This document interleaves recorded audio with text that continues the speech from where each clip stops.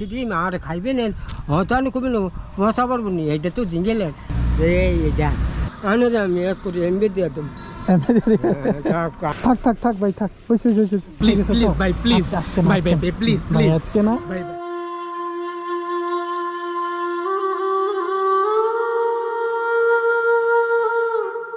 আসসালামু আলাইকুম। কি বিক্রি করেন আপনি? ডিম? কার ডিম?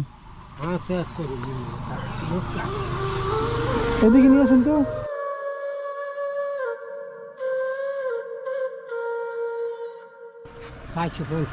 না খাইবেন না হয়তো অবসর আছে 2 করে 3 করে বাঁচিলাম 2 করে অবসর এটা হলো দেশি মুরগার ডিম। দেশি মুরগার ডিম? না না আমি খাইবেন না বলতেছি দেশি মুরগি তো দেশি ডিম আর খাইবেন হয়তো আমি কবি বসা পারবো নি এইটা তো জিঙ্গেলেন হয়তো দিয়ে এটা ভাঙিয়ে না না না ফসা পড়ার কথা জিজ্ঞাসা করি নাই। দিয়েছি 2 করে। আচ্ছা বলতেছি আপনার কাছে আর ডিম আসেনি? গ্রাম তো না, গ্রামের থেকে উঠে আনছেন? গ্রাম তো বুঝিয়া অনিতে আবার পানি। আচ্ছা তাহলে এদিকে গ্রামে গ্রামে ঘুরা তারপরে বাড়ির মানুষের বাড়ির থেকে ডিম কিনা তারপর আপনি বিক্রি করেন?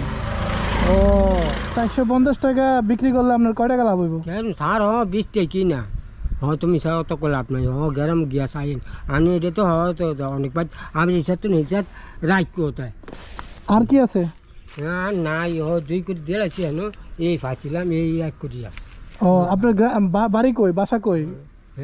এদিকে তো গ্রাম তো আছি আমি যাই মতলব দিয়াই। হ্যাঁ হ্যাঁ মতলব দিয়াই।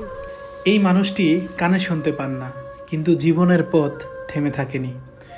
বয়স বাড়লেও প্রতিদিন হাঁটেন গ্রাম থেকে গ্রামে, ডিম সংগ্রহ করেন নিজের হাতে, শহরের রাস্তায় দাঁড়িয়ে বিক্রি করেন এক মুঠো আশায়। কথা বুঝে না উঠলেও মুখের অভিব্যক্তিতে সবই বলে দেন। ক্লান্ত হয়ে যান তবুও থামেন না, কারণ দায়িত্ব আর মনের সাহসই তার শক্তি। একটা ছবি তুলি। হ্যাঁ হ্যাঁ হ্যাঁ বাইকটা দেখে আমি চিনছি। আচ্ছা আচ্ছা একসাথে ছবি তুলে।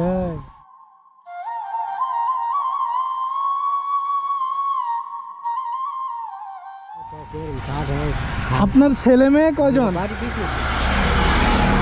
এইখানে আপনার পোলাপাইন কয়জন? পোলাপাইন খাইবেন না খাইবেন তো। অনেকক্ষণ চেষ্টা করে ওনাকে কানের মেশিনের কথা আমি বলার চেষ্টা করলাম। তারপরে উনি বললেন যে উনিও কানের মেশিনের জন্য ট্রাই করেছিলেন, কিন্তু কথা বুঝেননি। এই 2 কেন দিয়েছিল 2-4 হুনা জানে ঘেরঘেরা এই 2 কেন 2-4 ঘেরঘেরার দিকে আমি তো কথা তো বোঝা জানে। আচ্ছা কথা তো বোঝা জানে তো কয় তো